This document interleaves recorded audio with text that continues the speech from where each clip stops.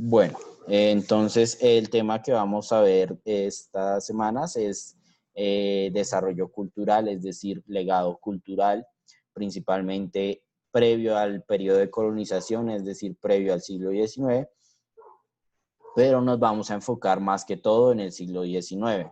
La semana pasada vimos previo al siglo XIX y esta veremos lo que fue el siglo XIX, cómo se desarrolló, escritores importantes y cosas por ese estilo.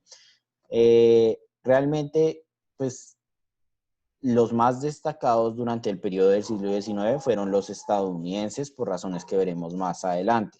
Latinoamérica no fue tan destacado y, por ejemplo, encontrar obras en Internet del siglo XIX, escritores latinoamericanos, es muy difícil, como veremos más adelante. Primero, entonces, miraremos los legados culturales, pues, de las poblaciones precolombinas y colonial y que pertenecieron durante el periodo colonial. Esas poblaciones precolombinas, ¿cuáles creen que son? ¿Cuáles serán? Las que vivían aquí antes de la llegada de los españoles, ¿cómo se llaman? Los indígenas, ¿no? Exactamente. Las sociedades precolombinas se refieren a los indígenas. Hay muchas formas de llamar a ese tipo de sociedades. Está la sociedad precolonial, precolombina, también está el término mesoamericano o nativoamericano. Hay muchas formas de llamar a esta población que al final significan lo mismo porque pues son sinónimos. Entonces eso es más que todo una cuestión de puntuación. Se les llama precolombinos, haciendo referencia precisamente a lo que es el periodo previo a la colonización. ¿Listo? Bueno, resumiendo el legado cultural de las poblaciones indígenas, podríamos enfocarlo en tres: en el sector agropecuario, el de la orfebrería o cerámica y en el de la arquitectura. ¿Por qué no incluyo el lenguaje? ¿Qué tan fácil es hoy en día hablar un lenguaje indígena? ¿Quiénes hablan un lenguaje indígena? Pues las tribus que quedan, ¿no? O sea, pues no es como el lenguaje que uno aprende todos los días.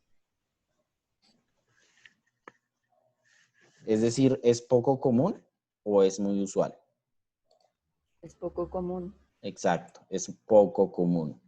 Exacto, los únicos que hablan un lenguaje indígena son los nativos de cada tribu o personas en la academia que dedican parte de su tiempo a aprender un lenguaje indígena, así como algunas personas dedican tiempo a aprender idiomas como el inglés, el alemán o el francés.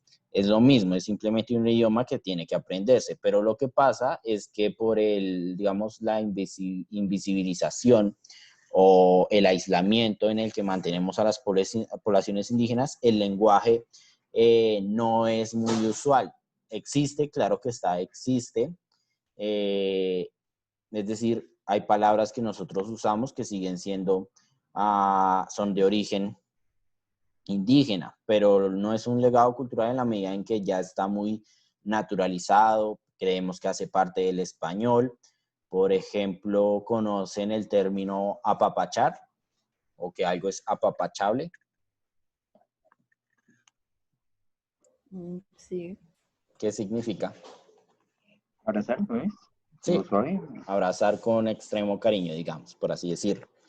Ese término es indígena, proviene de tribus indígenas, pero como les digo, ya hemos invisibilizado tanto a las poblaciones indígenas y hemos naturalizado tanto el español que términos como ese lo concebimos en un principio como del español, pero no, es de indígena, es de origen indígena. Y pues existen muchas otras palabras. Bueno, esta pregunta que hace Edwin, pues todo es cuestión sociocultural, debido a que mantenemos un estado de relegación a la población indígena, hay tanta desnaturalización. En cambio, como la población LGBTI plus, porque pues si ustedes miran cantidad de géneros, ya hay reconocidos como 23, ¿cuántos son? No, los nombres tampoco me los sé, no los pregunté.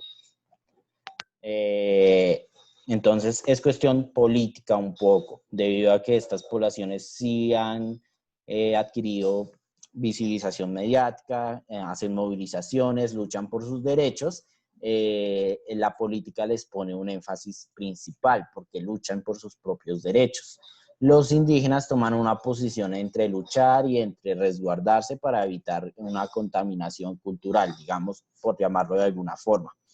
Es por esto, porque los indígenas pues sí tienen movilización política, pero no está al mismo nivel que la población LGBTI+. Plus, porque son muchas más que solo LGBTIQ.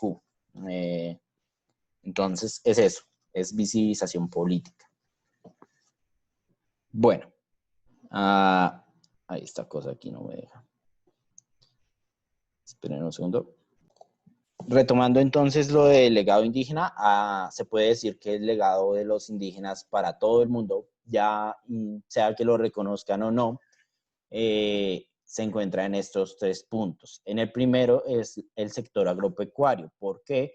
Porque pues ellos fueron los que domesticaron varios de los productos que hoy en día consumimos, como cuáles, como el maíz y el cacao. Hay otros como por ejemplo la hoja de coca, aunque este pues tiene un enfoque ilegal actualmente. ¿Por qué? ¿Qué se construye con la hoja de coca?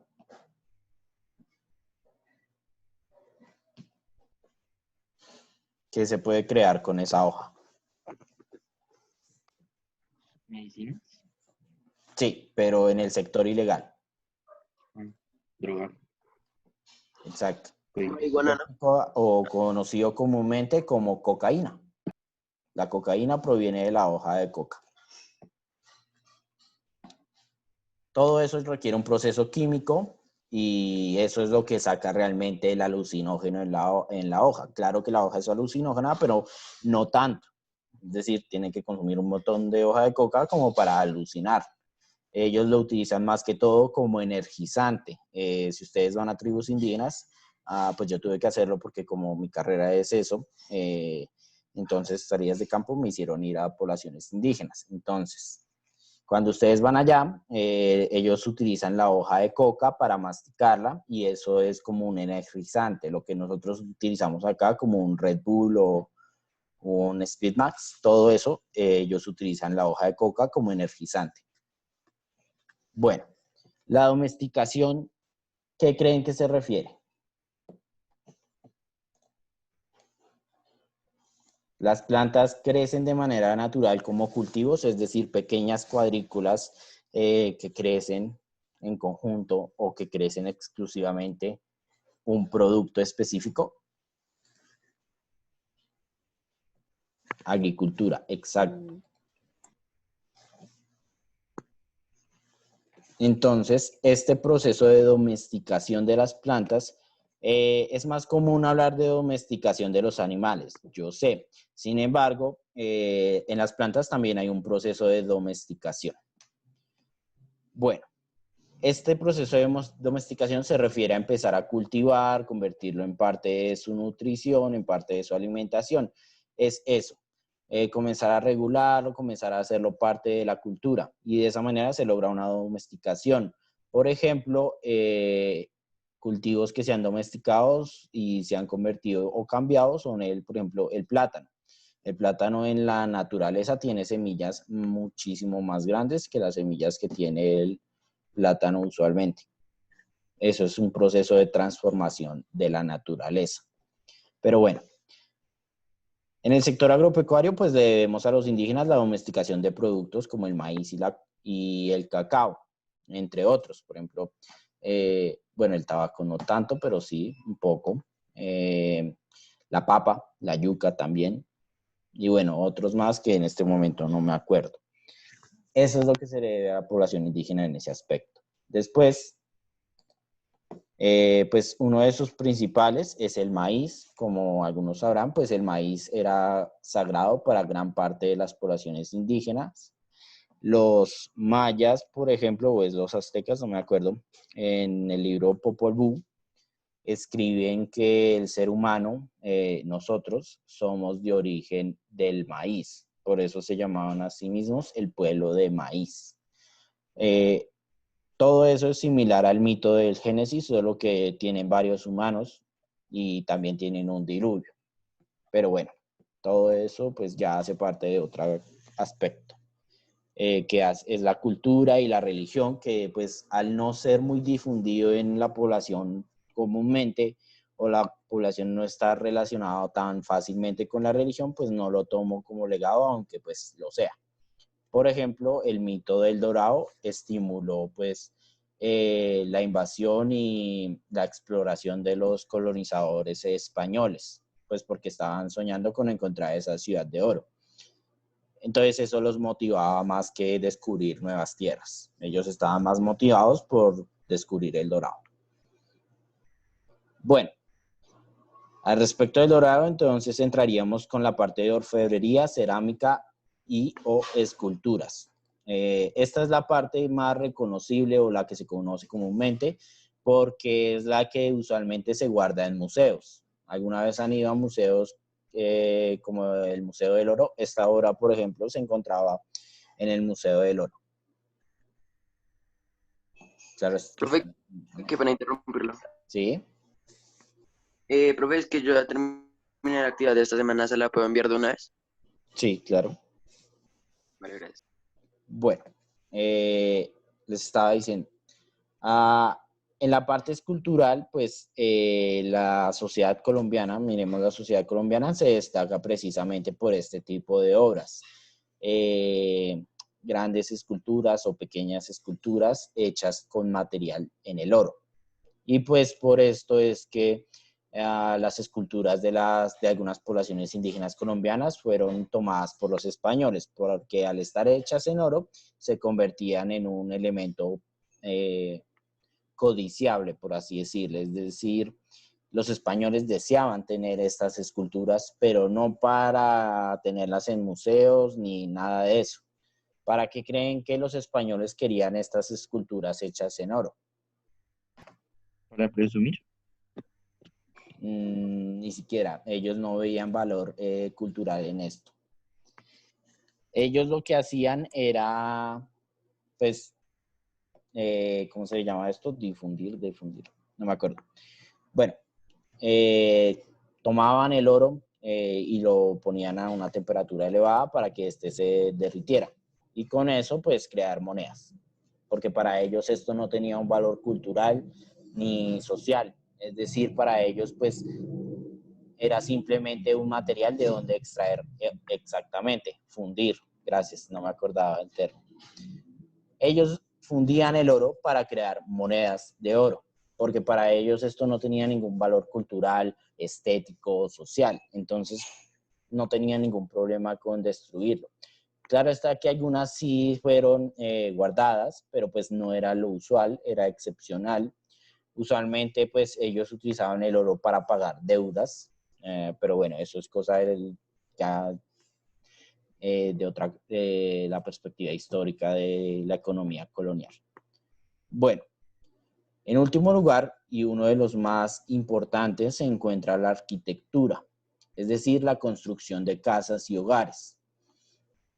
¿Por qué este es importante? No porque las casas se convirtieran en un estándar, no, las casas indígenas fueron desapareciendo y solo hay casas indígenas en las tribus indígenas. Aquí hay algunos ejemplos, son ejemplos de algunos lugares como religiosos. Este de acá es una casa común y corriente, este es, por así decirlo, un sitio de reunión. Aquí es donde se encuentra donde se reunían para, no sé, discutir, fiestas, etcétera.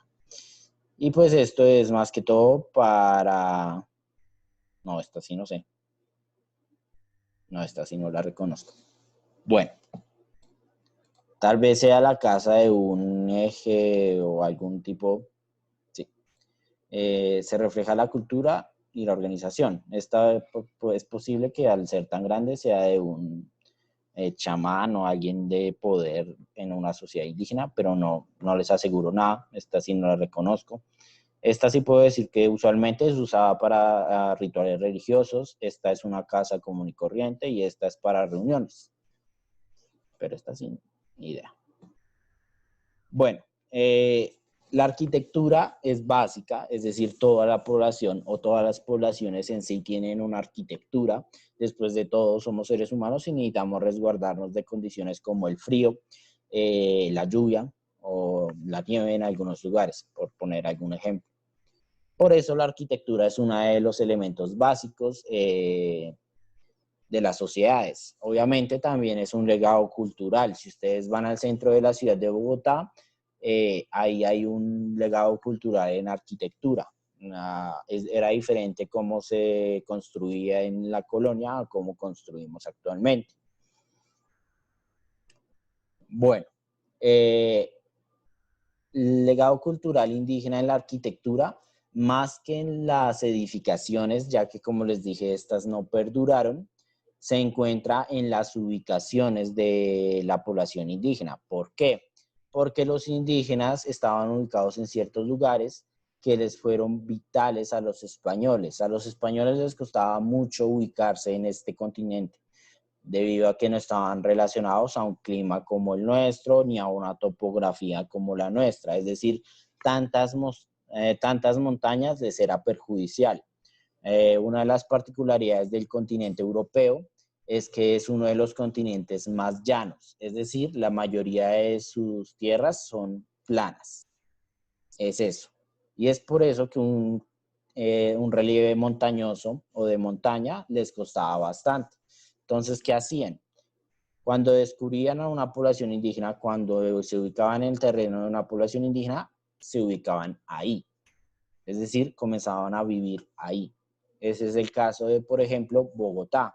Bogotá antes era un emplazamiento indígena. Cuando llegaron a los colonizadores, se convirtió en la ciudad de Santa Fe de Bogotá. Pero antes era poblamiento indígena. Este es el legado cultural en términos de arquitectura o de emplazamiento de las tribus indígenas. Debido a que ellas ya habían convertido el terreno en un terreno habitable, los españoles decidieron ubicarse en esas ciudades. Es eso, simplemente y sencillamente. Bueno, ahora vamos a escuchar una breve parte de la música indígena. Como verán, pues no es una música que conozcamos actualmente, no es una música que ustedes digan, pues voy a descargarla y voy a tenerla en mi celular. No, obviamente que no. No estamos relacionados tanto con estas tradiciones, pero bueno, es importante comprender un poco al respecto. Permítanme un segundo, yo les comparto el sonido de la computadora y pauso la grabación por si tiene derechos de autor, no bajen el video cuando lo suba a YouTube. Lo que podríamos decir es que son un tipo de música más, se me fue el nombre. No me acuerdo. Se me fue. Bueno, es un tipo de música donde no hay tanta expresión de un cantante, es decir, no hay un cantante, se enfoca más en los instrumentos. Es una música más que todo instrumental. Ya me acordé, se llama instrumental. ¿Por qué es importante? Pues hace parte del legado cultural indígena, pero pues, como les digo, el legado cultural indígena está muy infravalorado o no se tiene tanto en cuenta. Entonces, pues cuando la gente escucha este tipo de música es más que todo por un estímulo individual o particular. No hay realmente un interés constante pues por escuchar la música tradicional. Hoy en día pues estamos más enfocados en pues la música moderna, ya sea rock, pop e incluso pues reggaetón, aunque bueno, pues bueno, sería bueno que se retome, pues tampoco hay que añorar o decir que entonces el pasado debe ser siempre retomado y puesto en posiciones jerárquicas. Es decir, a obligar a una persona que le guste este tipo de música solo porque es del pasado tampoco es positivo. Es decir, lo único que realmente va a terminar generando es cierto grado de desprecio a este tipo de música porque entonces no se va a convertir en un disfrute, sino en una obligación. Pero bueno. Listo. Nos queda menos de un minuto, entonces salimos de la llamada.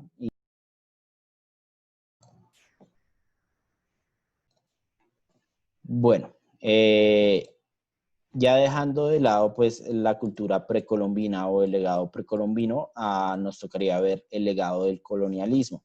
En el legado del colonialismo hay dos tipos o dos influencias que podemos encontrar. Está la influencia española, o mejor dicho, en general, la europea, y la influencia de la población afro traída a América esclavizada. Ya veremos cuál es la diferencia fundamental y por qué jerárquicamente una es más reconocida que la otra. Bueno, en el legado del colonialismo, en el caso de la población europea, tenemos el legado del lenguaje, la religión y el dinero o la economía. ¿Por qué? Porque pues ¿había transacciones entre los pueblos indígenas antes de la llegada de los españoles? Sí, sí habían, pero no tenían un enfoque económico, sino era más un enfoque cultural y social. Es decir, lo hacían por interactuar y relacionarse con el otro, no porque el otro le pagó algo para obtener algo. No, así no funcionaba. Tenía un enfoque cultural. Es por eso que no era tanto una economía. La economía es más que todo, bueno, yo tengo tanto, le entrego el dinero y usted me da ese producto. Listo. No hay intercambio cultural, no hay intercambio social. Piénsenlo de una manera más actual. ¿Qué tanto conocen al señor donde compran, no sé, una gaseosa?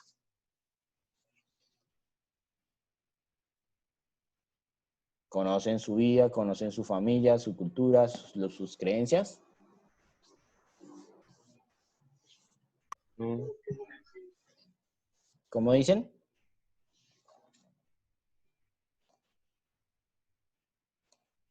Exacto, hay un desinterés, una, digamos, desnaturalización o deshumanización en donde simplemente es la persona que me vende un producto y listo. Eso es la economía actual y eso era en parte la economía de la colonia. No tanto, si había gente que se reconocía y había cierto vínculo entre el comprador y el vendedor, porque pues no era tan usual que hubieran tantos vendedores. Hoy en día como un producto como una gaseosa es sumamente común, lo pueden comprar en cualquier tienda, cualquier panadería.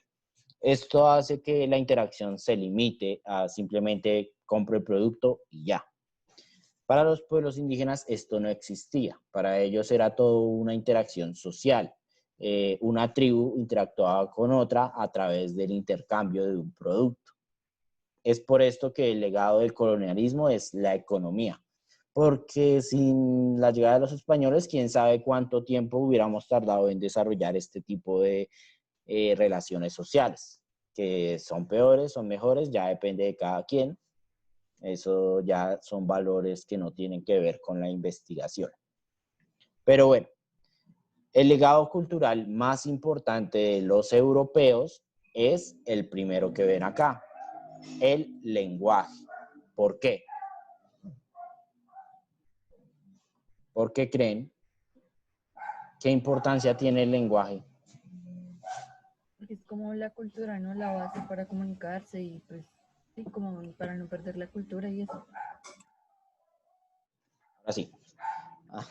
Pero es que no escucho tan bien. No suenan muy fuertes estos audífonos a veces. Bueno, exacto. Nosotros hablamos español. Modernidad líquida es un término de Bauman, que es un sociólogo, pues es muy complicado explicar ahorita, entonces sí, es un poco de modernidad líquida en parte. Pero bueno, exacto, nosotros hablamos español y casi todo el mundo en Centroamérica y Latinoamérica habla español. La única excepción son países como Brasil, Haití, no hablan tanto español, ellos hablan un francés combinado con algo más. No me acuerdo otras excepciones, pero bueno.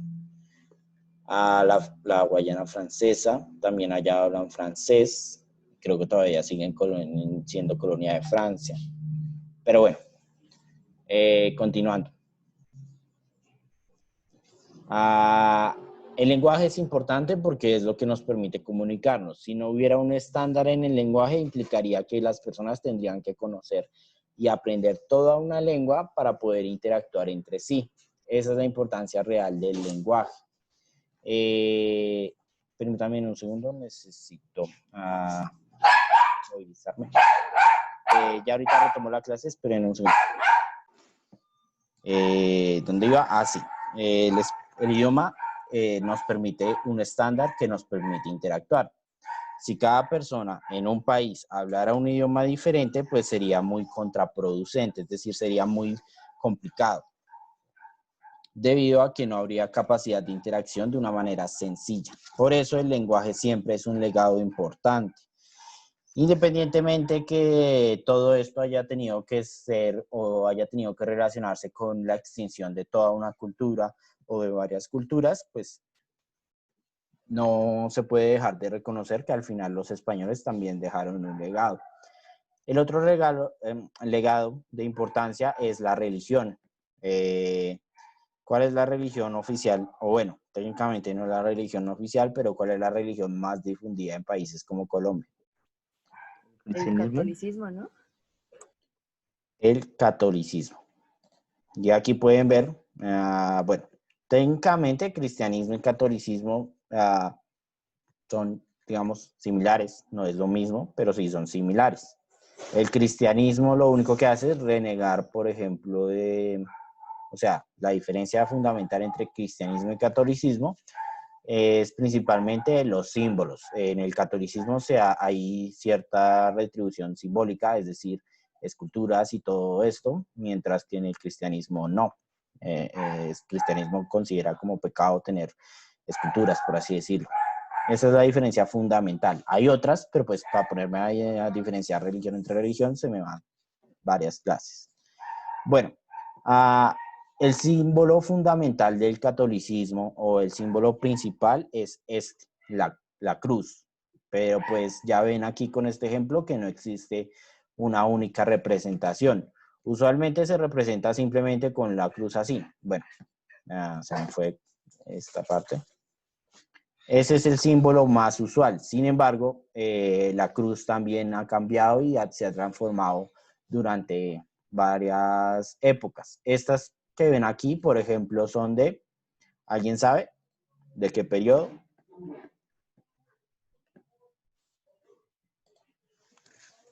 No. Esas cruces son del periodo gótico, es decir, a finales de la Edad Media.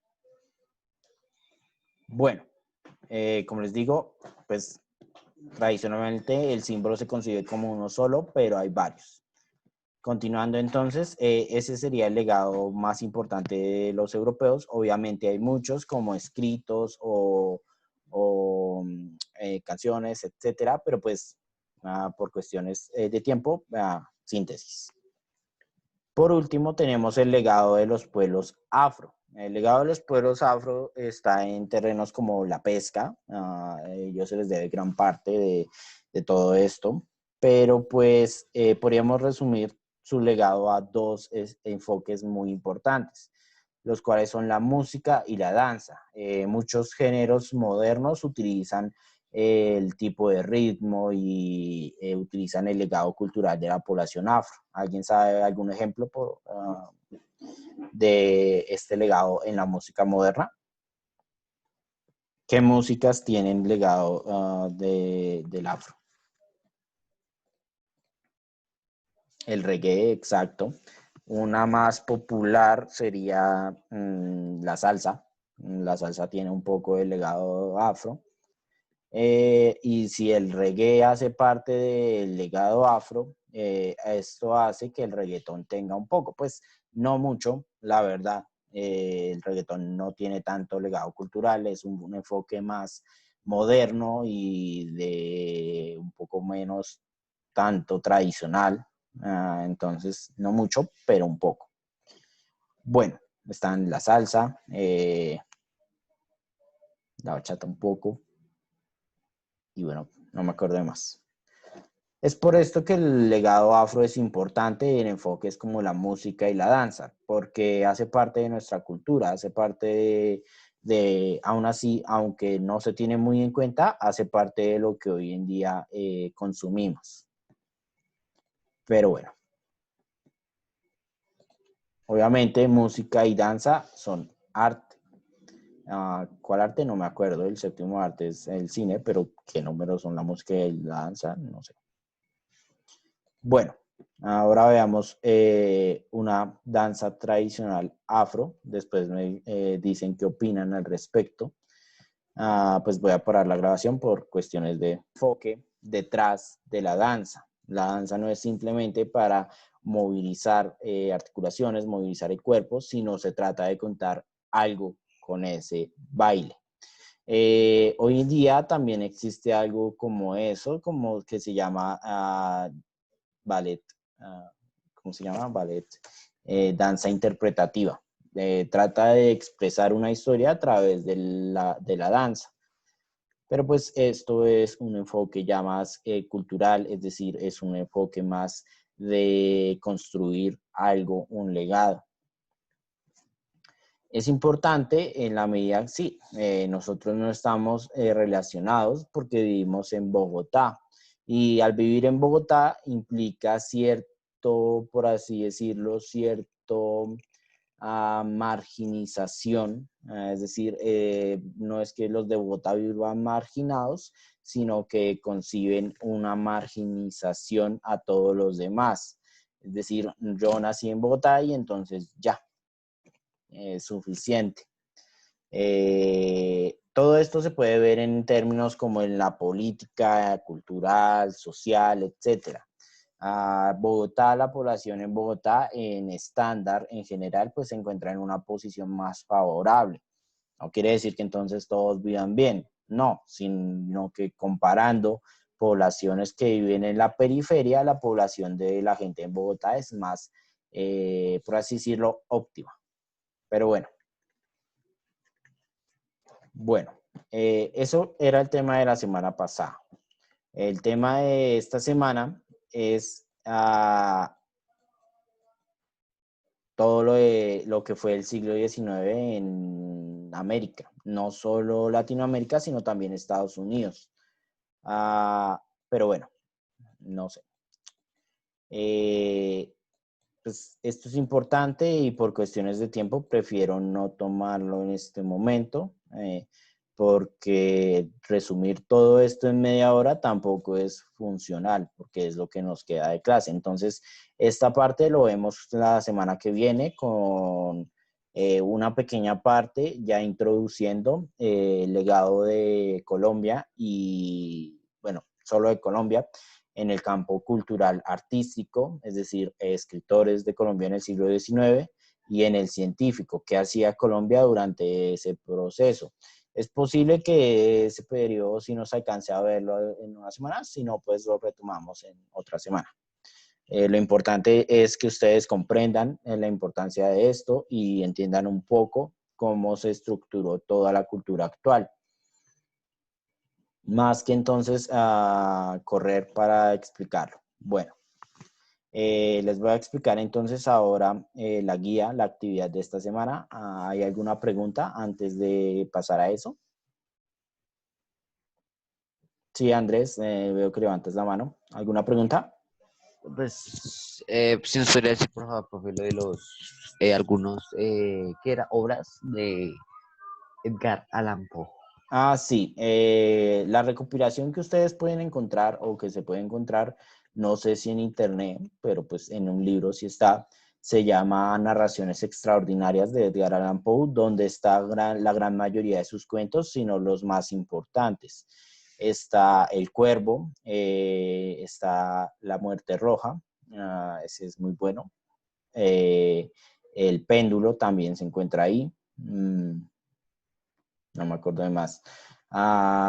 Edgar Allan Poe tiene muchos libros de terror y de misterio. De hecho, es uno de los primeros estadounidenses en construir o ayudar a construir el género de detectives o de investigación en la literatura estadounidense. Por eso es de suma importancia, pero bueno, ya la próxima semana veremos a profundidad realmente el papel que jugaron este tipo de escritores. Pero pues ahorita no, porque en media hora no me gustaría resumir el tema en media hora, ya que es muy importante que ustedes comprendan esta parte. ¿Alguna otra pregunta? ¿No? Bueno, entonces les explico la actividad. La actividad es... Yo sí, profe. Sí, dime. Tienen que ser, se puede que sean muy antiguos, digamos de los años 1600, 1700, no se puede. Sobre los investigadores o sobre la investigación, preferiblemente busquen que sea del siglo XIX, porque entre más atrás vayan, es mucho más difícil encontrar realmente algo. ¿Por Sí, qué? señor. Porque se pierde, se olvida o cualquier cosa. Entonces, en el siglo XIX, ¿por qué Estados Unidos? Porque es mucho más sencillo encontrar de Estados Unidos que de Latinoamérica en el siglo XIX. Yo ya lo intenté. Entonces, por eso les puse estadounidenses. Porque realmente el legado que tuvieron durante el siglo XIX es de tal magnitud que es más sencillo encontrarlos. Entonces, esa es la actividad. Tienen que investigar la biografía,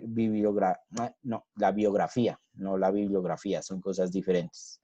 La biografía de un escritor estadounidense del siglo XIX y resumir o sintetizar una de sus obras, un cuento, o si no, pues el resumen, encuentran el resumen de una novela y lo escriben en sus palabras. No escriban lo mismo porque si escriben lo mismo, pues no cuenta.